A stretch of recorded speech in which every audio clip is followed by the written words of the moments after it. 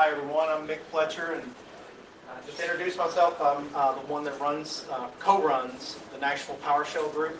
We've been around for a couple of years, and we meet once a month. Any of you all are welcome to come. All you have to do is go to our meetup site, go to the Nashville PowerShell user group, just Google that, and you'll be the first one to appear in your Google. So today I'm here to teach you a beginner's class on PowerShell programming. It's definitely, I'm sure most of y'all know, it's definitely the thing to use for Windows environments. I've been in PowerShell now almost 5 years. I converted over from Visual Basic scripting, VBS, and now it was well worth it. I can tell you that right now. I use it for automation. I've written all kinds of automation techniques for doing stuff with System Center, which I'm actually an SCCM admin, automating different reporting techniques.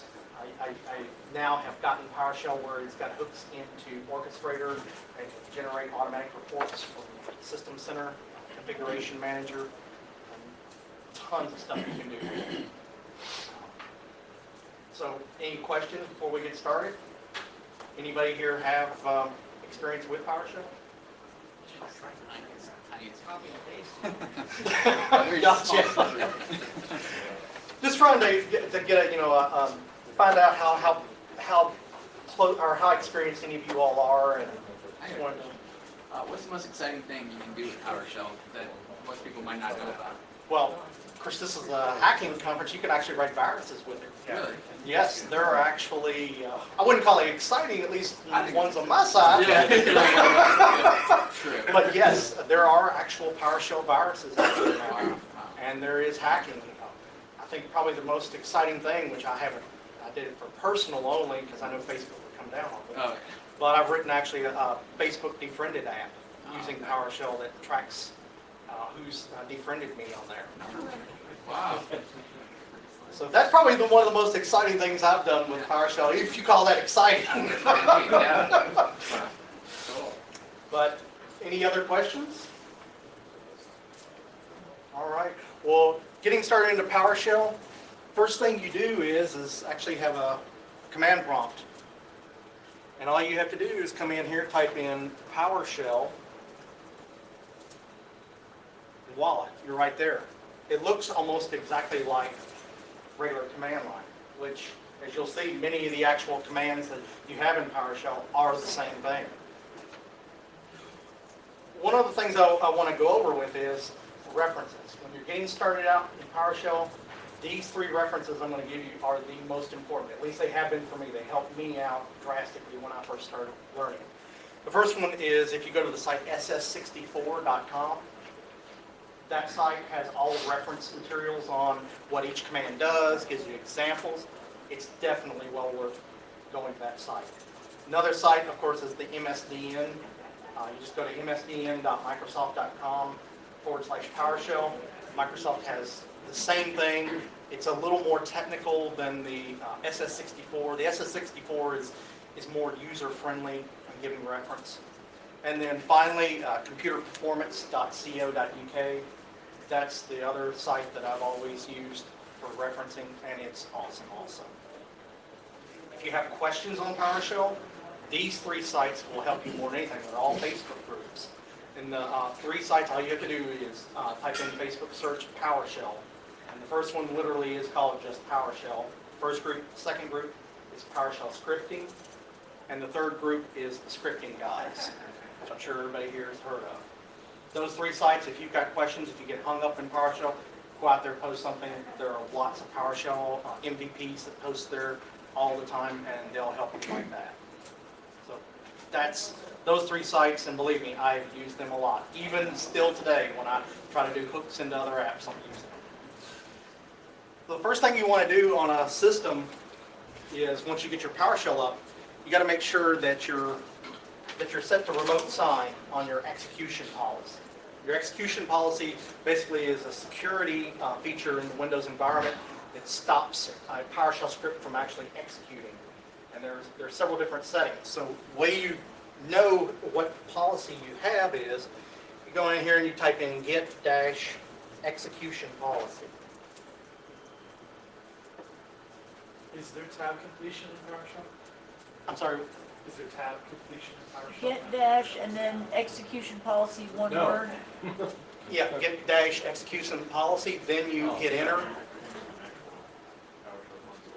I didn't do it right. Get dash execution, Dash, and with no spaces. right. It's all one word. Okay. And I don't know if that's gonna actually respond to your own, oh, no, it is, okay. Yeah, I said Okay, so what you can do, the next thing is restricted is gonna keep you from running any PowerShell scripts. Okay. So the first thing we wanna do is change that. So if you come in here and you type set dash execution policy,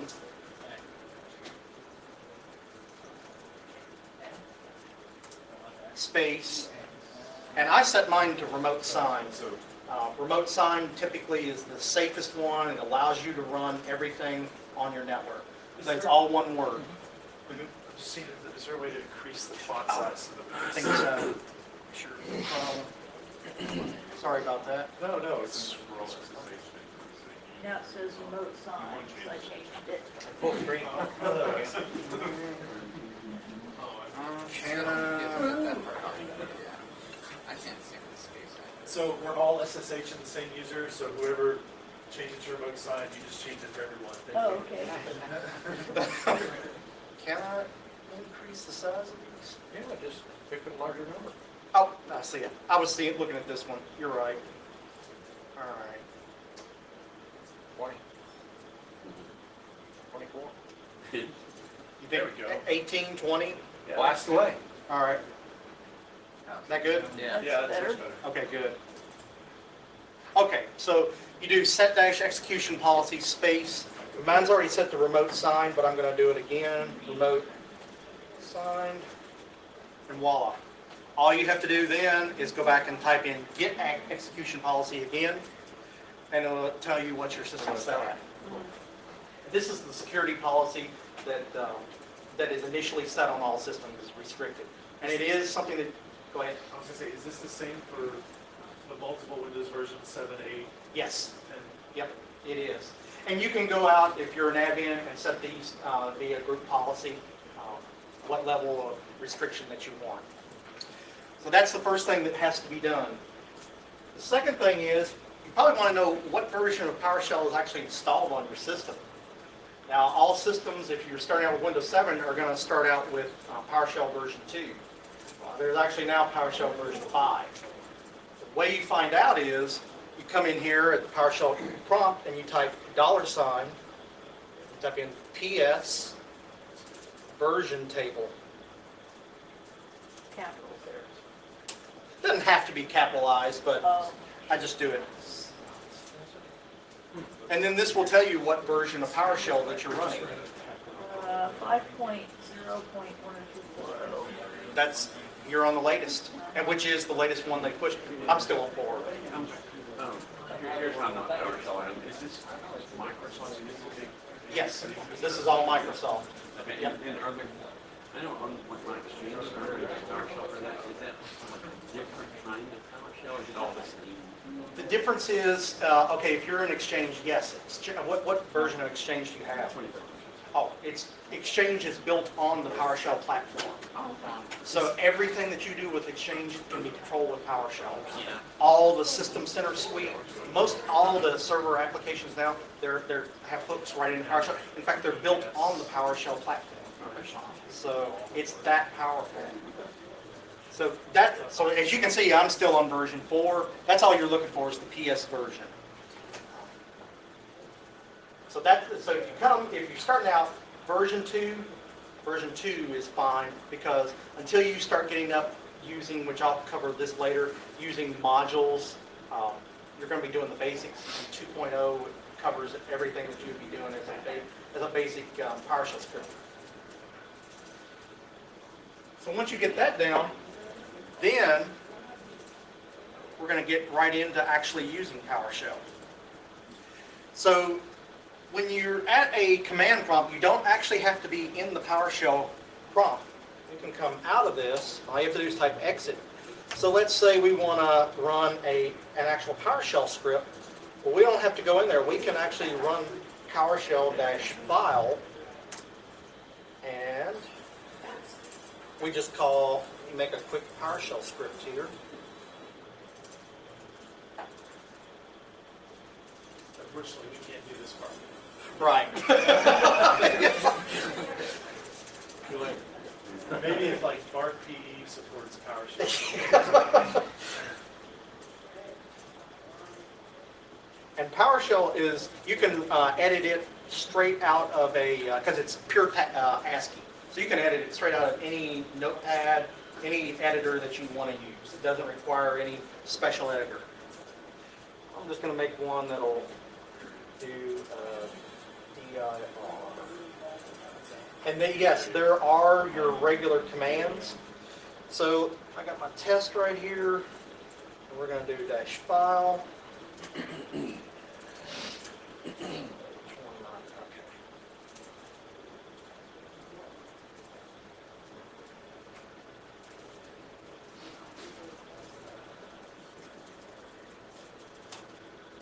And there we go.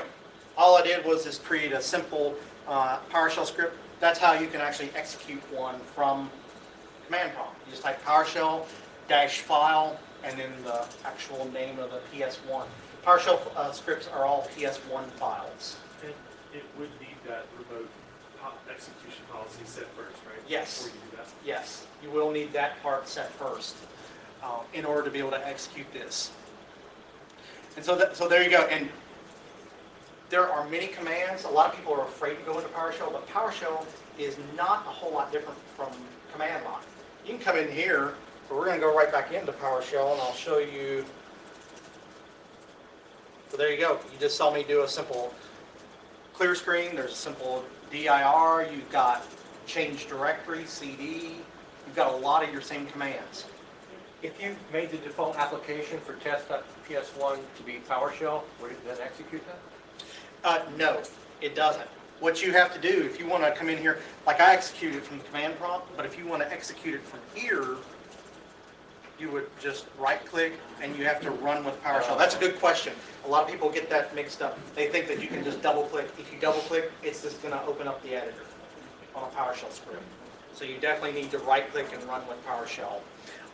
If you all come, and I'll give you the address. Actually, it's mickit.com. It's my blog, and I blog all kinds of PowerShell scripts out there.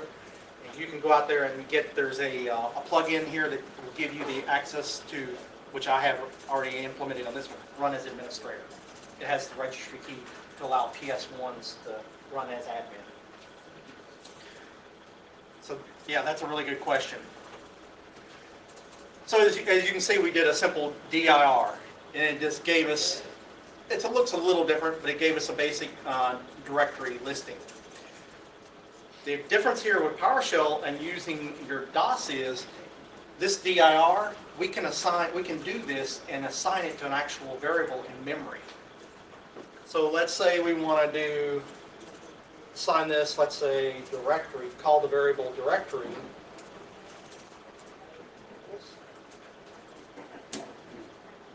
Okay, so we just executed that. Now if we type in directory, now it's assigned to an actual variable. The cool thing about this variable is, the moment you did the directory, when we did that earlier, these are objects in PowerShell. You can access any one of these objects individually. So let's say we want to do, and by the way, you can hit the up arrow key and it'll go back as it'll recall your last commands that you had executed. So let's say we just want to look at the name fields, what name files are in there. So if we do directory.name, there you go, you're only pulling the names up. But it gives you a lot of flexibility there once you get these objects in here and assigned to a variable. So one of the things, the first things that, once you get past your actual basic commands in PowerShell, the next thing are the actual commandlets. And that's what they're called in PowerShell. They're called commandlets. A commandlet is basically a verb-noun. you'll see it'll be called, like you'll see a commandlet called, let's say get dash item, or set dash item, remove dash item. What you're doing is you need to identify first, what am I wanting to do in PowerShell? Well, let's say I want to create a new file, a new text file. A file in PowerShell is classified as an item. So let's say I want to go in here, create a new text file. So what we can do is create a folder here. Well, actually, let me do this in PowerShell instead of creating a folder that way. So first thing we want to do is create a test folder. And what we're going to do is, it's called new dash item. And let's say we don't know how to use new item. Well, we can just type in new item, and bam, it will pop up the necessary commandlets in there. It'll pop up the necessary fields that have to be filled out. So let's say the path of this. So, know my directory here.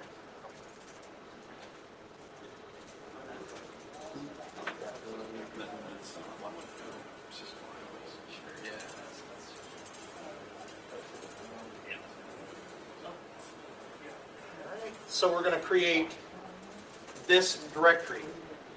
Now you'll see, I'm going to hit enter, it's asking for another path. You can, in this command alone, the new item, you can create multiple items using one command line. I don't want to create anything more, so I'm just going to hit enter. Now it's asking me the type. The type is it a directory or is it a file? That's how it differentiates which one. It can also create registry keys too, a new item can. An item is also classified as it can do registry keys, files, and directories. If you type in, let's say, a registry key, H key, local machine, and so on, you don't have to identify it then. It knows right off, hey, it had H key, local machine, for instance, in there. So I know I'm creating a registry key, and you don't have to identify the type. It's just a directory or a file that you have to identify. Do what? Is it a version difference?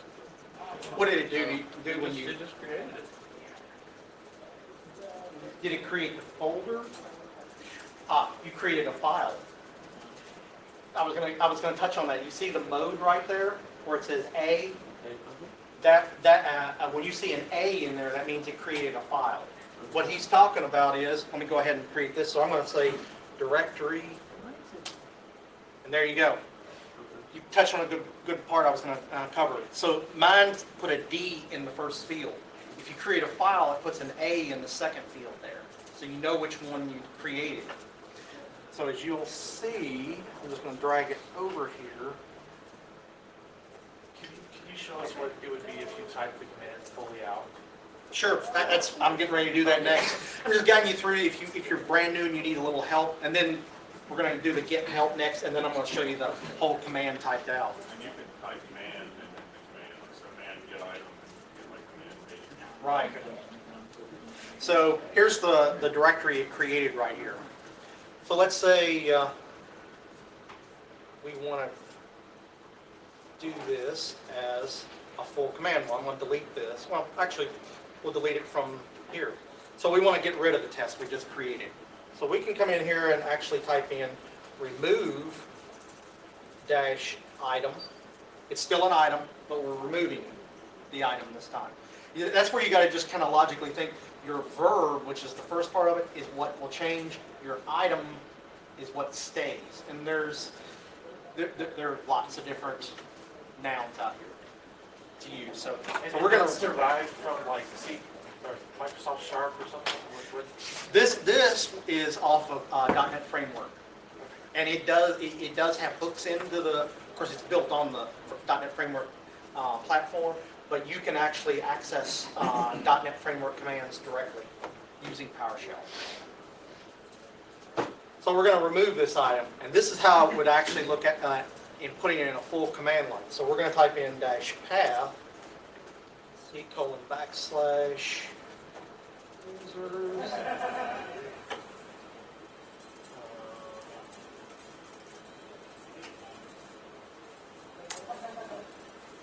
And then we're gonna hit enter.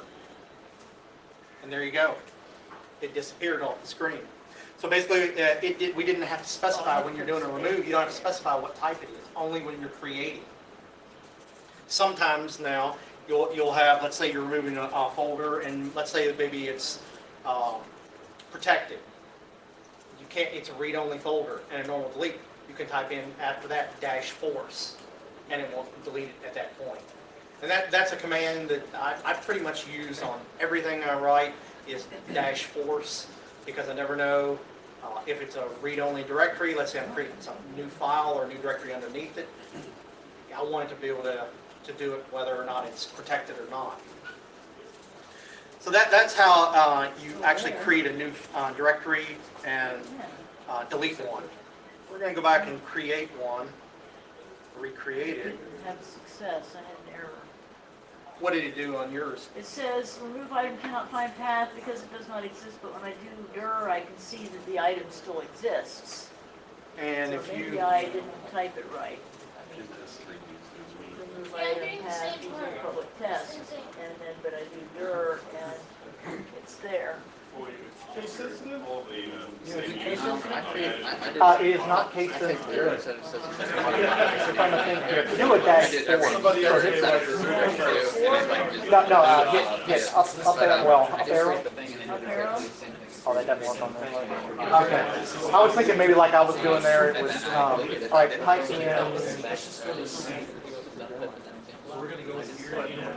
dash. type, yeah. Ah, there you go. Okay. So, type in remove -item. Now you can make your new file, new item, space, Space. Okay, so I'm gonna say And then path, space, and then whatever the, yeah. And there's my test fragment. I just called it test.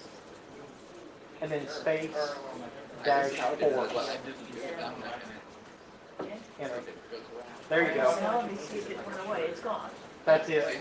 So there was a perfect example. She ran into that perfect example right there. It would not delete the file until she put a -force after. Okay.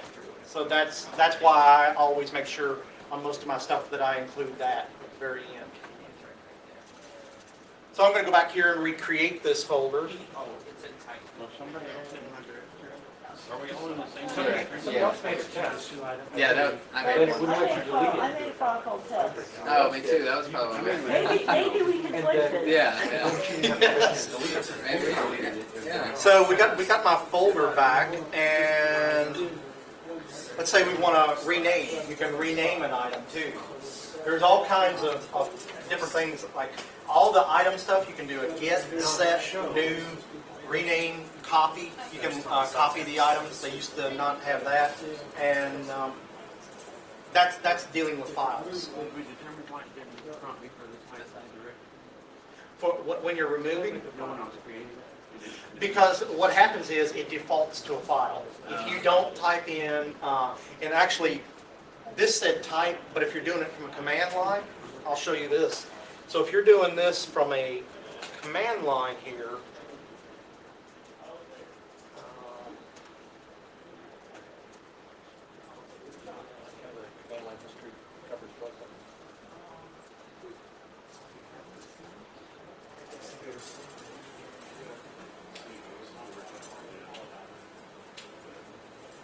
okay, so if you're doing this from a command line, if you type just this in, it's going to create a file, test01. But if you type in -item, item type, directory, Okay. there you go. And that created it right here. So you definitely have to type in item type. It defaults to file. But when we were doing the other up there, we put the item in the look wrong. They didn't prompt. Didn't prompt. Just, they said have one, and I hit enter, and that was it.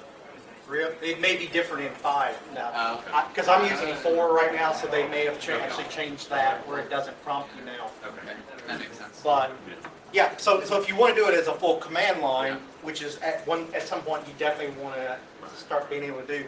That's what you would type right there, and the only difference is you would put file. If it's, like I said earlier, if it's a registry key, you just put your reg key in there. And a tip on doing registry keys, you have to do like HKLM colon //, and then that. That's the way. You can't do H key, where it's all spelled out. It's for a local machine and all. So it has to be HKLM.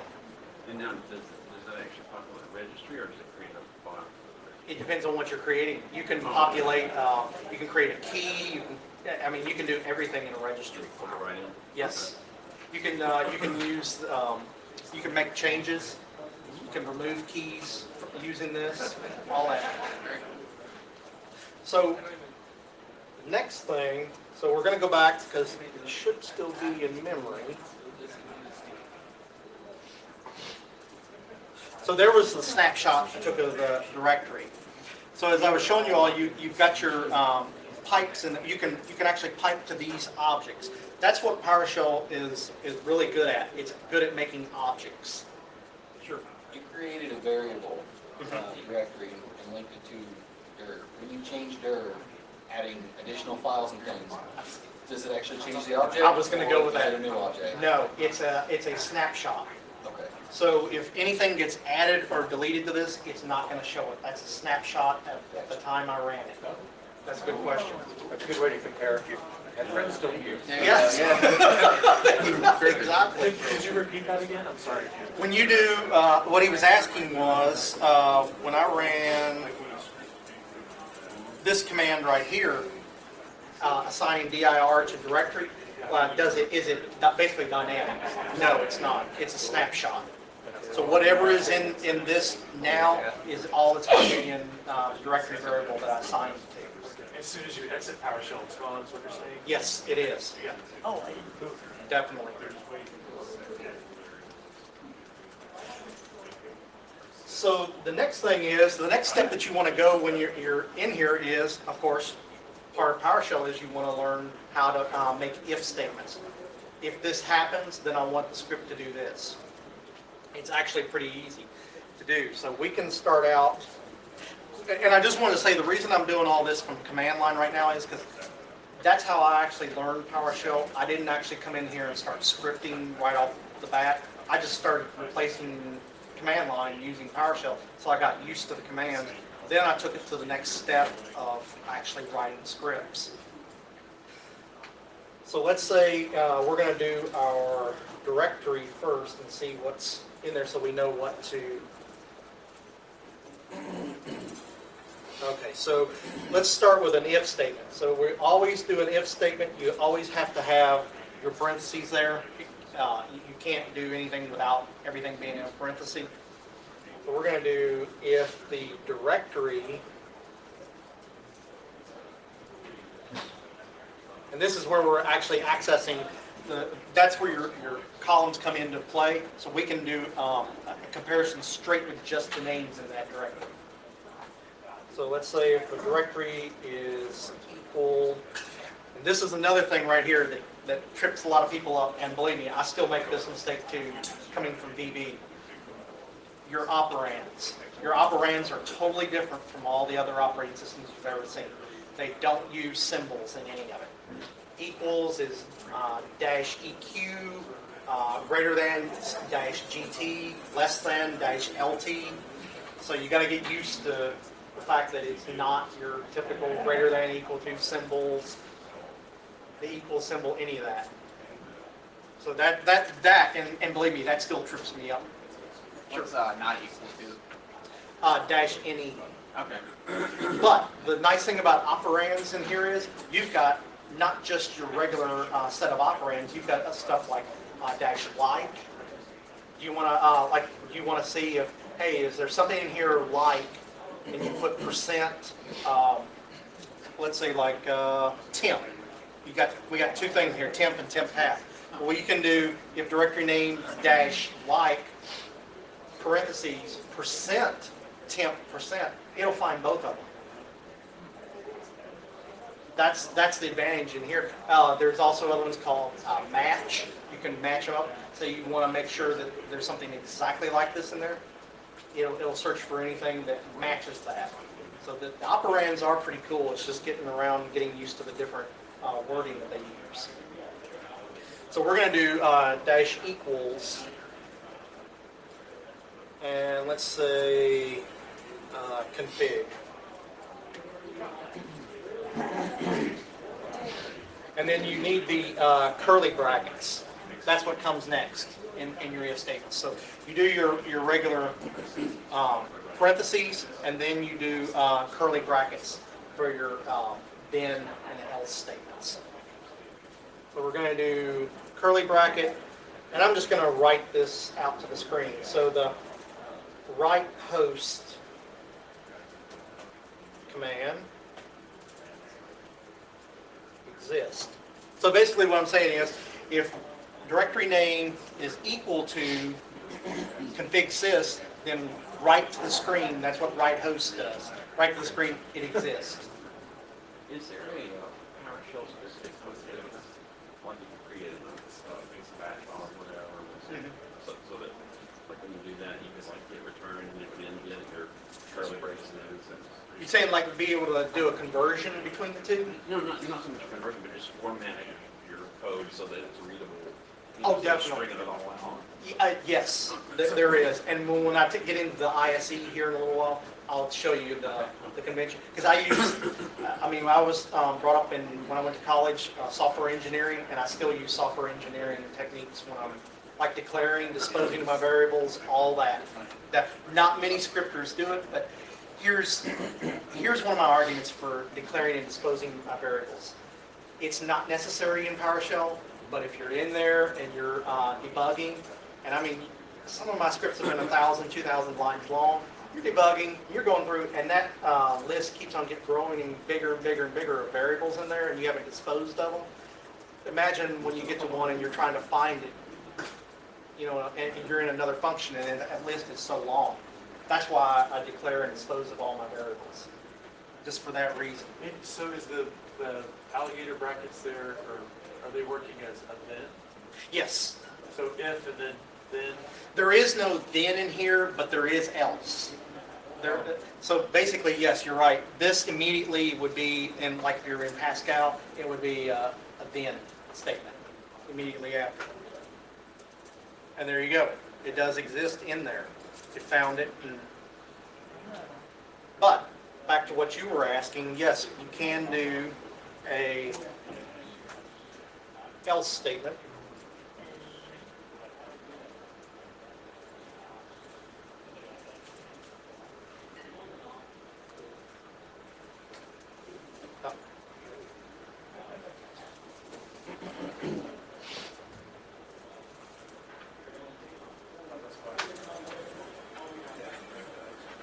So there you go. That's actually an else, and it'll look a lot better when I go into the ISE to actually edit this at that point. Yeah, you can do your script straight from here, do an if then else statement. Well, let me bring you into the ISE and show you that.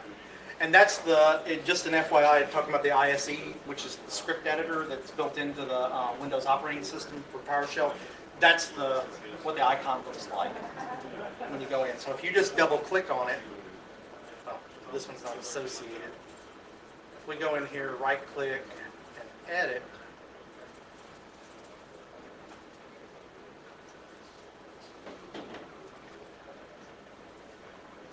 here you go. So that's the Windows PowerShell ISE that comes integrated. I will tell you this, I don't use this. I use PowerShell Studio that my firm bought me, but this is a great tool. If you're going to use this, which you probably will at the beginning, download Steroids, ISE Steroids. It's a great plug-in, and it gives you tons of options in here to be able to use this. So this was my original one, so we're going to go in here and actually do an if statement like you were wanting to actually see how it looks in a PowerShell script. So, sign. And this is one of the nice things about using the ISE. As you can see, the moment I type the $, it has a pop-up and it lists commands already in memory. that have that use the dollar sign. So I'm going to assign directory equals dir. All right. So then,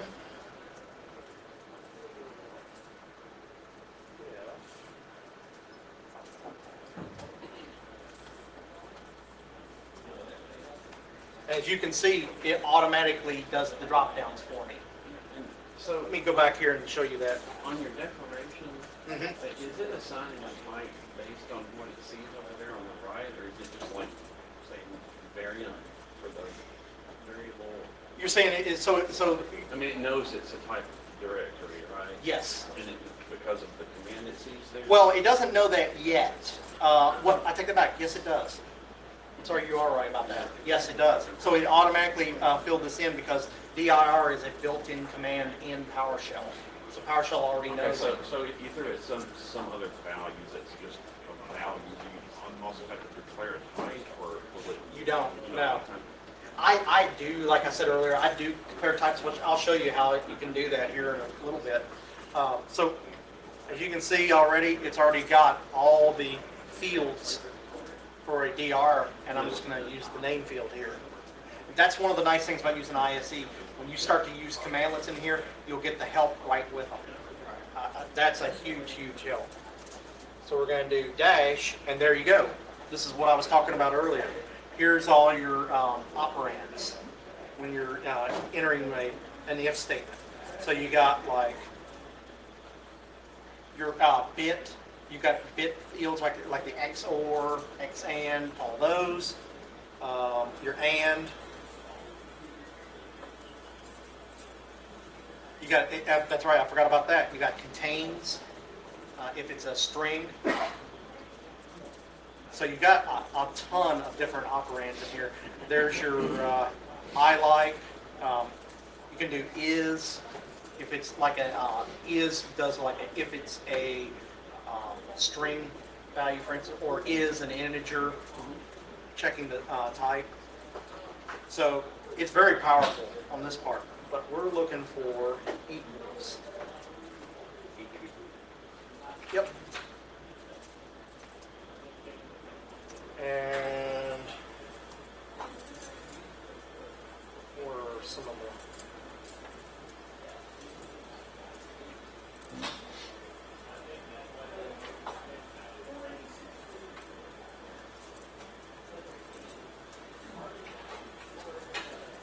So we're going to do our open bracket. This is just how I write it because I'm still used to from my old Pascal and those C days. So we're going to go in here. So if it's equal to that, we're going to write a host. Now the write host file, or I'm sorry, a write host commandlet, that basically writes directly to the screen. It's a huge no-no. If you talk to Don Jones or any of them, they're gonna crucify you on that. They don't like it. The reason they don't like you using it is because it's writing directly to the screen. It's not an object, and they want you to write to an object that will output to the screen, because you want all your data going into an object to be able to control the data output.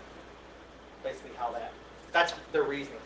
I use write host. The only reason I use write host is because on a lot of my scripts that I write, the outputs, I color code them, and write host is the only command in PowerShell that you can color code your output, which is the only reason I definitely use it. So you're going to write success.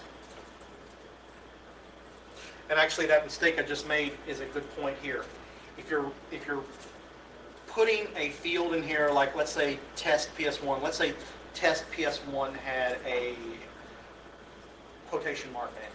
The way you do a quotation mark in one of these is you use, which is actually it's legal to use these even for this. You would use that symbol right there. Then you can put actual quotation marks in between that. So, the single quote. Yeah. And that'll allow you to put your quotes in between on that. Like for instance, I had a script actually I was writing earlier today that the output had to have quotes in it, and so I just used the singles around it and it assigned that to the variable. Is the converse true also if it had an apostrophe S or something, double quotes outside? You know, that's a good question. I don't know on that. I've never actually run into a script yet that I've actually needed, you know, a single. Likely not. I'm guessing no on that. I tell you a way that I get around that a lot is by doing this. So let's say I'm going to do a test, caps on, equals, and so let's say I want it called mix with an apostrophe S. So the way I do that is, so I would like type this plus char, that's a character. Same thing as in BB where it's CHR, so it's CHAR, and then that's 36, I believe.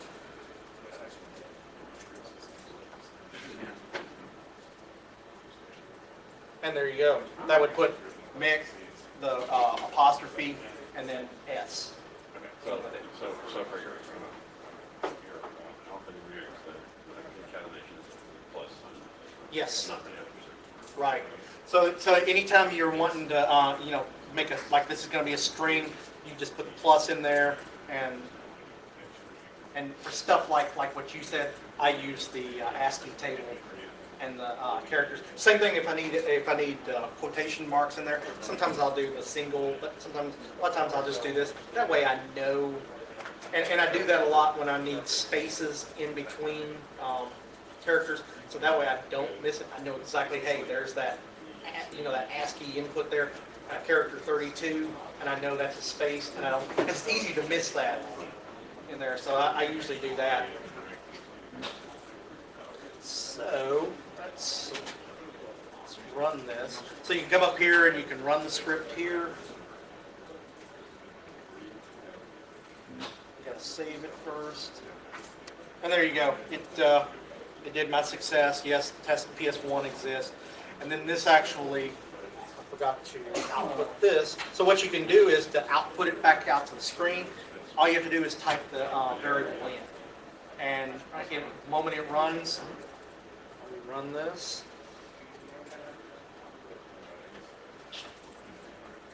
Oh, actually, that was a dollar sign. Yeah. Yeah, whatever it is. Thoughts up there. Yeah. So that's basically how that works. And so anytime you want it, there's two ways you can output your text. You can either type in the actual variable that you put in here initially, or you can put in a right host.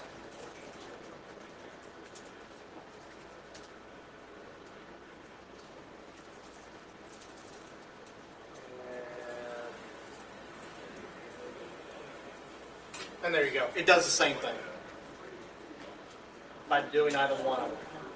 I typically don't use right host. I just call the variable up by itself, and then that'll output that directly to the screen. Could we see if the font could be made larger in this? Oh, sure. Also? No problem.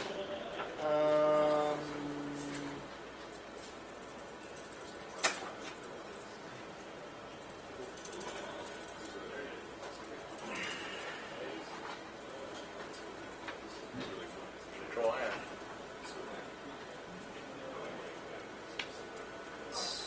I'm looking for my ads.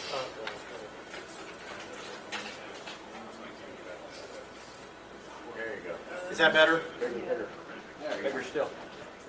That good? Okay, good. All right, so as you can see my output down here, so it basically that succeeded. And as you saw, I used the apostrophes right there instead of the regular quotation marks, and it still did the same thing. So that's all it really takes. Now, if you want to, and I know you wanted to see this, so let's say you want to do else. So all you have to do is do else.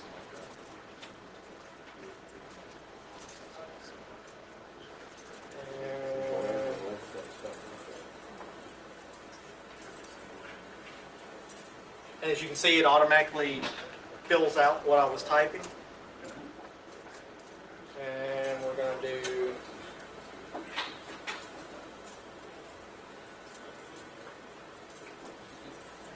not a success. So let's do a, does not equal.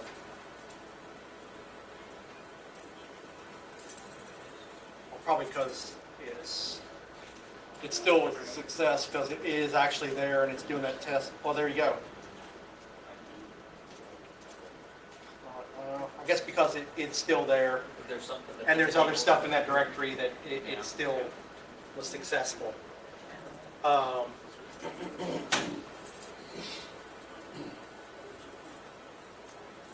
going to try the like. Yeah, you see, as I was talking about, it automatically knew. Now, if we type in like test, see, all I had to do is put in portion of that, and it was able to see, yes, there is something out there that's like test. That's part of what is so cool about PowerShell, is you can just put a portion of the string value in there, and it can tell you what it's there. Can you manipulate like more? Like I only want to look for things that are like this up to 4 characters in, or like, you know, play with it more than that, or is it just like or not? You can, so you're wanting to like, So you want to look at the first 5 How characters of like? the file name or something like that. I don't know why you would, but yes, you can. yeah. You could do, for instance, you could do, let's say, TE %.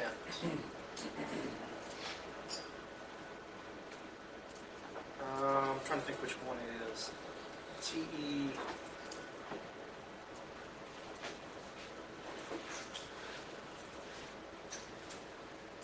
Ah, there you go. It's the ampersand. I mean the star. Okay. So yeah, you can do is like TE and then the star in there, and that's the symbol for a wildcard when you're doing these.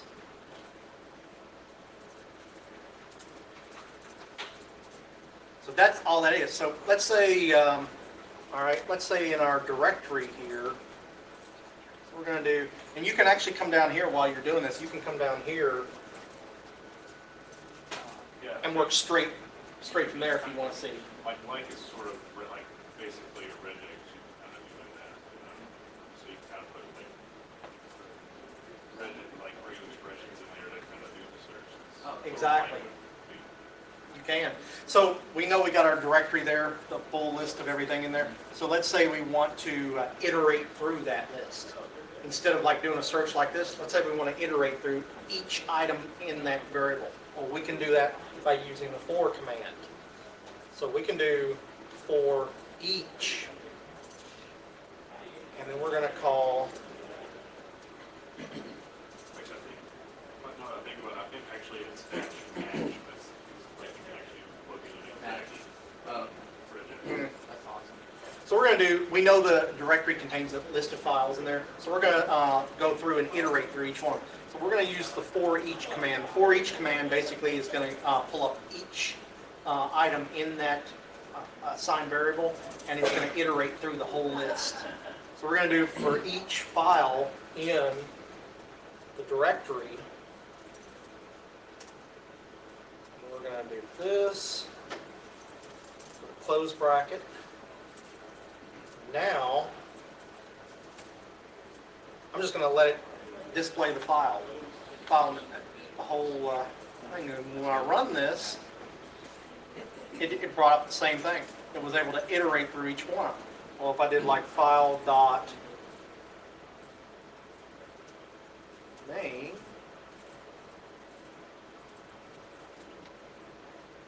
there you go.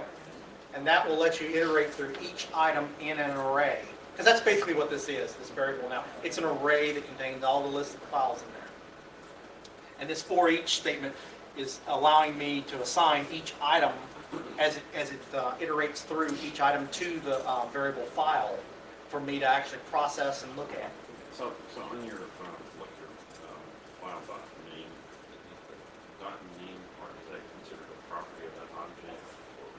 Yes, yes. In fact, let me show you this. So when I typed in file and then hit the dot, it brings up all the fields that are available in that assigned item. So that's where I just scroll down. Like you can use full name, which will actually include the directory along with the name, which I only did the name, but that's all you have to do to iterate through everything on here. And then, let's see, some of the features in here. So in this, this is where you can go in and using your ISE. You can come in here, go to the add-ons, open the add-ons tools, and that's where I was talking about get the steroids for it. It'll open you up Microsoft's website, and it's, I have to say, it's awesome. Even though I don't use it, I've had friends that are using it, and they said that it's well worth it. I still prefer that one over this PowerShell Studio, but it does cost. Is it do they it's charge? Like a trial, yeah. It's I don't know. It's been a while. Might be like $100 or something like that. But it's not required. It just No. once you've actually done it for a long time, it adds a lot of additional features that actually start to really benefit you a whole lot, but might not be all that beneficial at the very beginning because it's just way too much too quick. So it's like if you actually get into it and get into actually doing this, then that's when you might want to start looking at that. And then the company that makes it, they have like the way I actually got it is I was testing it and trying it out, and then I didn't think anything of it, but they have this like program where you can like write a blog post or do something like that about it, and they like it, they can give you a free license. So that's how I got my license. Because when I was getting into it, I like doing themes that, you know, especially with like my eyes and stuff. There's like certain themes that I particularly like that don't bother my eyes real bad. So I had made that theme, and I kind of broke down their like XML kind of like template that they had for where they store their themes, and I just commented everything out and just like made it really nice and showed exactly what everything changed and made a blog post about that and actually got a free license. It adds a lot of like additional features, like, you know, you can set you know, things like kind of like you set rules, and it has like all these rules for like proper syntax, so you can catch errors or, you know, catch what things you might have messed up, or, you know, format everything into the proper way you want it. Like brackets are all the same way, you know, spacings are the same way, tabs the same way, that sort of thing. And you're right, because one of the things it'll do, like and this again, this goes back to my C programming days, but yeah, it will automatically, like if you set it up, it'll automatically, like on your brackets, put a bracket here, and then put the other bracket there, such stuff as that, just for formatting. One of the other things that they have here, let's see. Yeah, and with PowerShell too, curly bracket placement on a new line or not, else on a new line or not, that's still kind of like a fully where there. People can't agree. Exactly.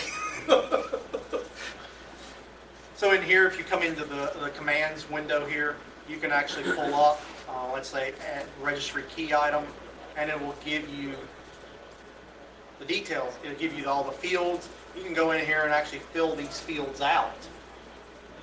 So let's say I'm going to do a data type. Well, let me actually come down to something that's probably easier.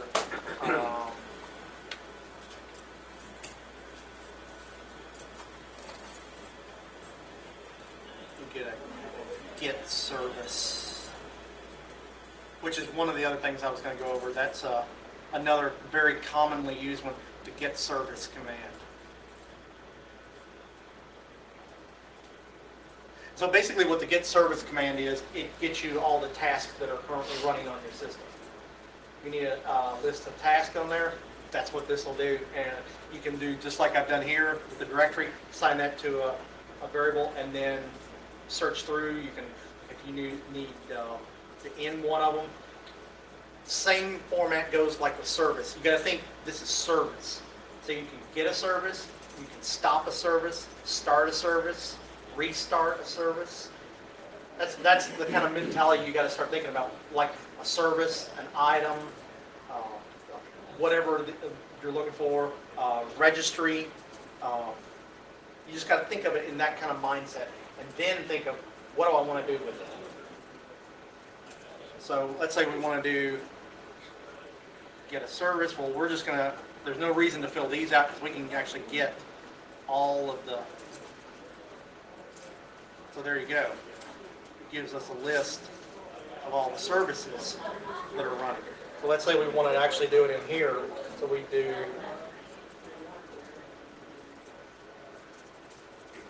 services equal get dash service.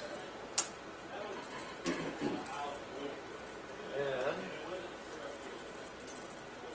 services.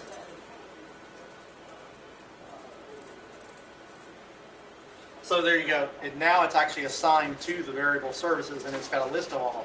Well, now we can actually, now that we have that list, we can actually go through here, pick a service we're looking for, and that's where the if statement will come back in. Let's say we're looking for a service. Let's say this is a script that we know on a specific server, this one service for some reason stops every now and then. We want it automated. If it stopped, restart it. Well, that we can actually do that. So we get the list of services. Let's just say WWAN service. So if, well, first thing we probably need to do is find out what actually is available to us when we do it. So we do dot services.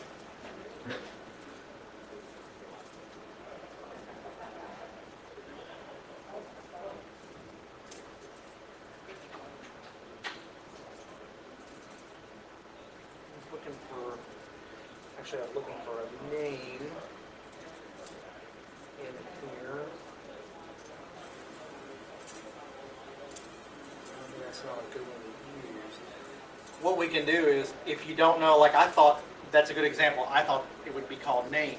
Apparently it's not. So we can go in here. Actually, it is. There's our fields right there. If we don't know what it's actually called, and it didn't show it when when I typed in services dot, it didn't show name. We can just go in here and look this and see what actually the fields are that we can use. So we're going to come back up in here and just do services dot name. Save this. And there you go. That's one of them. That's a good example right there. Like what I said earlier, that it will typically fill out, tell you what's there. This one didn't. The only reason I knew name existed was because when I actually did the output of the screen, I saw it was one of the fields there, one of the columns that was available. And when I entered that, there you go. There, it filled it out. So, so that's a good example of one where you got to sometimes dig a little deeper than PowerShell. ISE doesn't always tutor you the best.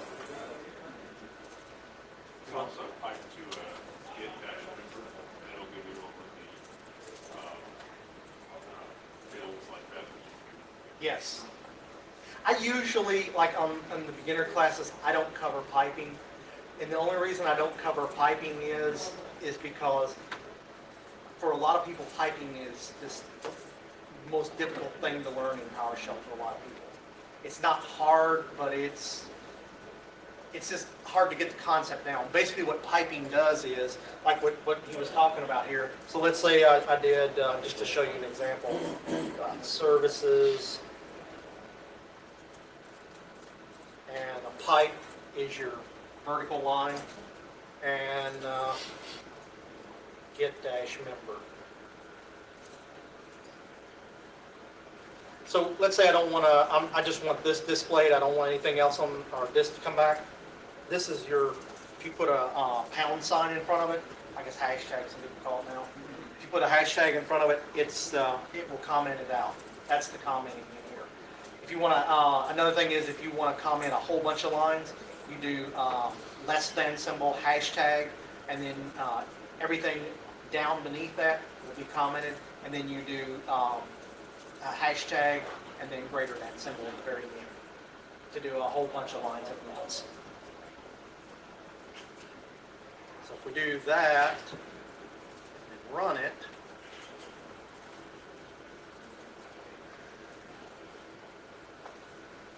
there you go. That's exactly what you were talking about. It got the members. I think the most confusing thing about learning piping in PowerShell, where it's different, say if you're doing it on a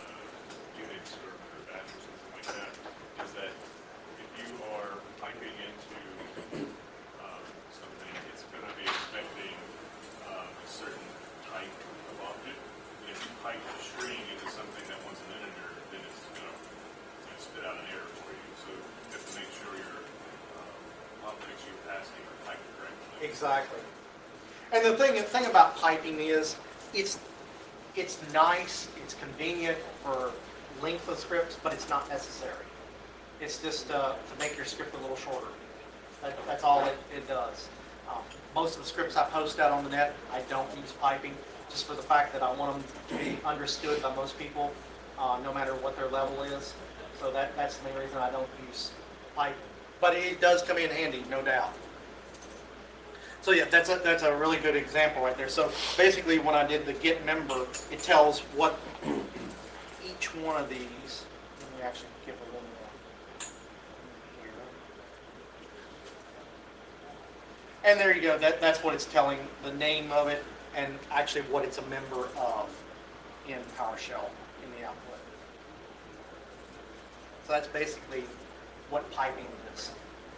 That's about all I'm going to cover because it's something that you probably want to learn on down the line. You're learning PowerShell. And next year, we will try to come up with a way that we can get a GUI. Exactly. Exactly. Well, I think that's, pretty much it for today. And I hope it's giving you all a little bit of an insight into using PowerShell. And believe me, it's a really powerful tool when using the Microsoft environment. Everything has already gone to it. If you're wondering about it in DBScript, there are less than a handful of things that DBScript has over PowerShell still, and they're just obscure things, but otherwise PowerShell is definitely the way to go. Any other questions? Thanks a lot. Yeah, thank you. Oh, no problem.